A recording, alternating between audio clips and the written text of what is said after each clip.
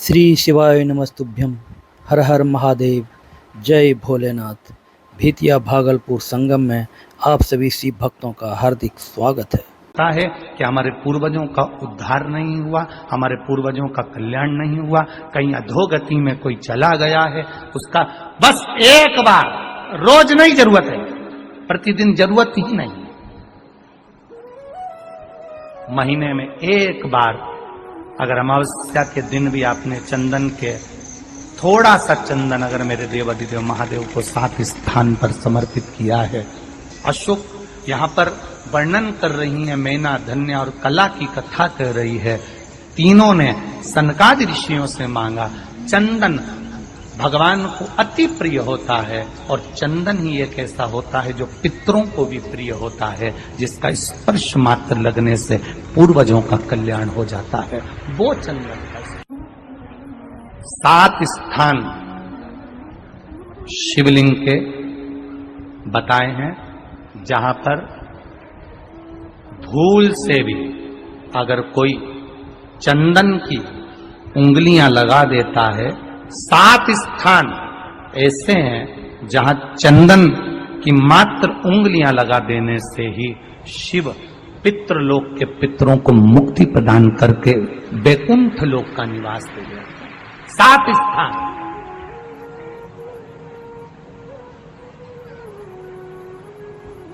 और वो 7 स्थान जो चंदन के बताए गए, पहला भगवान देवाधिदेव महादेव के शिवलिंग पर चंदन का लेपन। समझ लेना जरा बहुत अच्छे से। आपको लगता है स्वप्न में कोई मुर्दे दिख रहे हैं, या कोई जल रहा है, या कोई मर रहा है, या कोई चला गया है, ऐसा भय लगता है। बच्चों को मानी भेजूंगी ऐसा हो जाएगा, पति को मानी भेजूंगी ऐसा हो जाएगा, कोई हमारे कोई गलत तो नहीं कर रहा है, आपको लगता है। 7 स्थान चंदन के बताएं महाराज। पहला शिवलिंग, दूसरा जहां गणेश जी का स्थान है, मालूम है ना सबको? जम के बोलो जरा, मालूम है ना सबको? जहां गणेश जी का स्थान है वहां अलग से गणेश जी बैठे, वहां नहीं। शिवलिंग में जलाधारी के ठीक सामने राइट में गणेश, लेफ्ट में कार्तिकेय, बीच में अशोक सुंदरी। तो पहला चंदन बाबा के शिवलिंग पर, दूसरा गणेश जी पर चंदन की उंगली, तीसरा षडानंद कार्तिकेय पर चंदन की उंगली, चौथा अशोक सुंदरी पर चंदन की उंगली, पांचवा जलाधारी पर चंदन की उंगली, छठा जो शिवलिंग का जल बह रहा है इसके ठीक विपरीत की ओर चंदन की उंगली, और 7वां चंदन नंदी के मस्तक के ऊपर जो 2 सींग लगे रहते हैं उस पर चंदन की उंगली। ये कब लगाई जाती है? या तो अमावस्या के दिन आपको लगता है कि हमारे पूर्वजों का उद्धार नहीं हुआ, हमारे पूर्वजों का कल्याण नहीं हुआ, कहीं अधोगति में कोई चला गया है, उसका बस एक बार, रोज नहीं जरूरत है, प्रतिदिन जरूरत ही नहीं, महीने में एक बार अगर अमावस्या के दिन भी आपने चंदन के थोड़ा सा चंदन अगर मेरे देवाधिदेव महादेव को 7 स्थान पर समर्पित किया है। अशोक यहाँ पर वर्णन कर रही है, मैना, धन्य और कला की कथा कर रही है।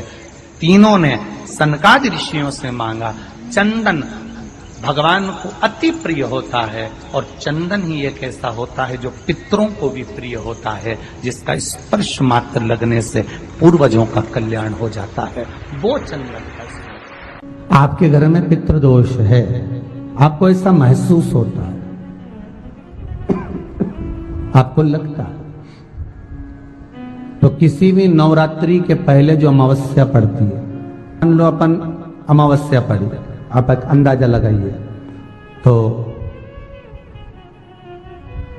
जिस दिन अमावस्या रहे उस दिन चावल की कटोरी में एक कपूर का टुकड़ा रख दीजिए महाराज, छोटा सा, और कपूर का टुकड़ा रखकर उस कपूर को दरवाजे के बाहर कटोरी में ही, चावल रखी हुई कटोरी में ही उसको पितरों का स्मरण कर कर जला दीजिए।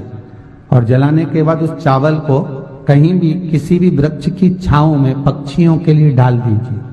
शिव महापुराण की कथा कहती है, अगर मान लो पितृ आपको कष्ट दे रहे हैं, पितर आपको तकलीफ दे रहे हैं, कोई काम नहीं होने दे रहे हैं, या कहीं आपको ऐसा लगता है कि पितरों का दोष है, तो वो पितृ दोष देवी, अब ये जो आप करेंगे ये कब कर रहे हैं? अमावस्या के दिन आप उसको रख रहे हैं। अमावस्या के दिन उसको रखकर रात भर आपने रखा कपूर के साथ में, सुबह एकम पड़ गई, नवरात्रि लग गई, उसी दिन उसको जलाकर आपने पटक दिया। अर्थात उससे देवी और पितृ इन दोनों का आशीर्वाद जो प्राप्त होता है, तो घर में से पितृदोष समाप्त होकर लक्ष्मी की वृद्धि प्रारंभ हो जाती है, कार्य में सिद्धता आ जाती है।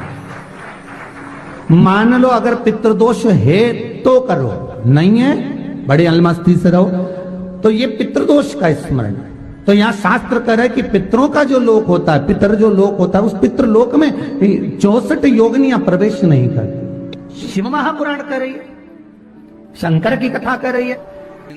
प्रदोष काल में, प्रदोष के समय पर, प्रदोष काल में शाम के समय पर जाकर किसी भी नदी, तालाब, बावड़ी, कुआं, कहीं ना कहीं जो आपके पास में हो, वहां पर एक घी का दिया, बत्ती का मुंह दक्षिण की ओर कर कर अवश्य जलाकर आ जाना, सारे पितृ दोष समाप्त हो जाएगा।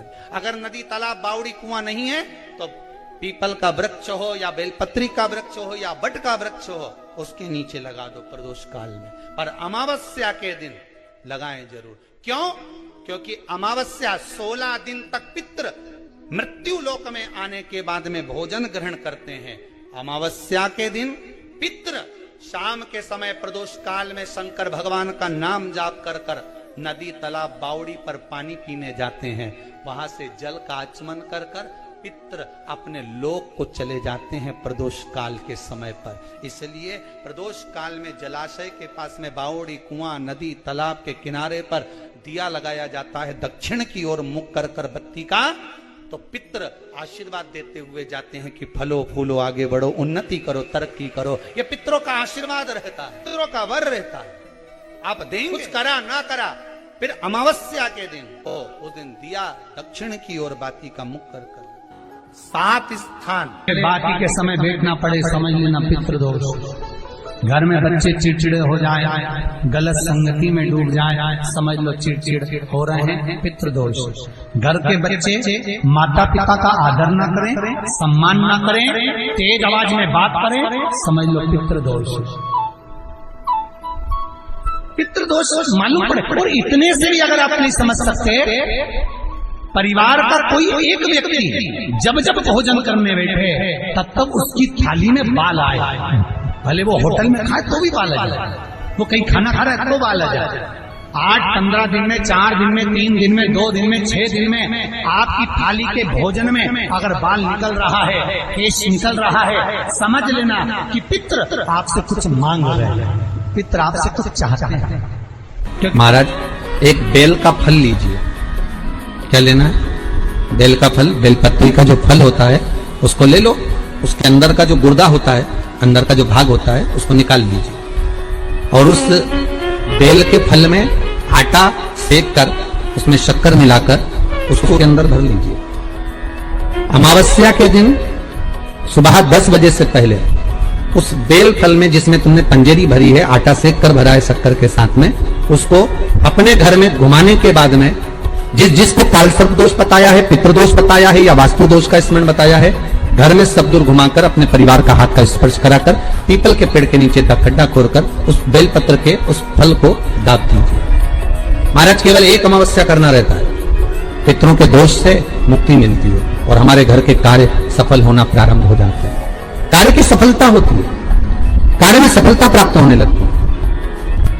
हम तो कई बार कहते हैं महाराज जी, अगर ऐसा लगे किसी औषधि को आप ले रहे हैं, मालूम पड़े कि औषधि आपको लग नहीं रही है, शिव महापुराण की कथा करेंगे, मान लो औषधि आपको नहीं लग रही, आपने औषधि बहुत दिनों से ले रहे हो, कोई दवाई, मान लो आप किसी भी दवाई को ग्रहण कर रहे हैं और वो औषधि लगी नहीं रही है, वो शरीर को लगी नहीं पा रही और आप ठीक ही नहीं हो पा रहे, 15 दिन हो गए, 8 दिन हो गए, बताओ, उतना की उतना ही फेटना है, उतना ही उतना अपना भरा हुआ, वही की वही लीवर, वही की वही किडनी, वही की वही स्मरण, सभी कुछ वही वही है, उतना की उतना ही। बीपी में ऊंचा नीचा चल रहा है पर लेवल में नहीं आ रहा, शुगर भी लेवल में नहीं आ रही, तो प्रयास करा करो महाराज, बेलपत्री के फल का जो गुर्दा है, अंदर का जो भाग है फल का, उसको पानी में गला लीजिए और प्रदोष कम से कम प्रदोष नहीं हो और बीमारी जरा दवाई लगी नहीं रही हो तो बिना प्रदोष के भी कर सकते हो। उसको पानी में गलाइए आधा घंटा पानी में। जैसे आपको सुबह मंदिर जाना है 10 बजे, तो सुबह स्नान कर कम से कम 6:30-7 बजे उसको पानी में गला दीजिए और उस बेले के फल का गुर्दा से गला हुआ पानी शिव जी को ले जाकर समर्पित कर दीजिए महाराज। उस पानी में से थोड़ा सा 1 चम्मच पानी शिव जी पे चढ़ा हुआ लेकर आ जाइए। उस पानी को जो बीमार व्यक्ति है उसको औषधि देने से पहले मात्र आधी चम्मच से भी आधा चम्मच उसको दे दीजिए। भगवान शंकर का श्री शिवाय नमस्तुभ्यम का जाप कर उस पानी को देने के बाद अगर आप औषधि देंगे तो ये पक्का है कि औषधि अपना कार्य करना प्रारंभ कर देगी और वो स्वस्थ होना प्रारंभ होगा।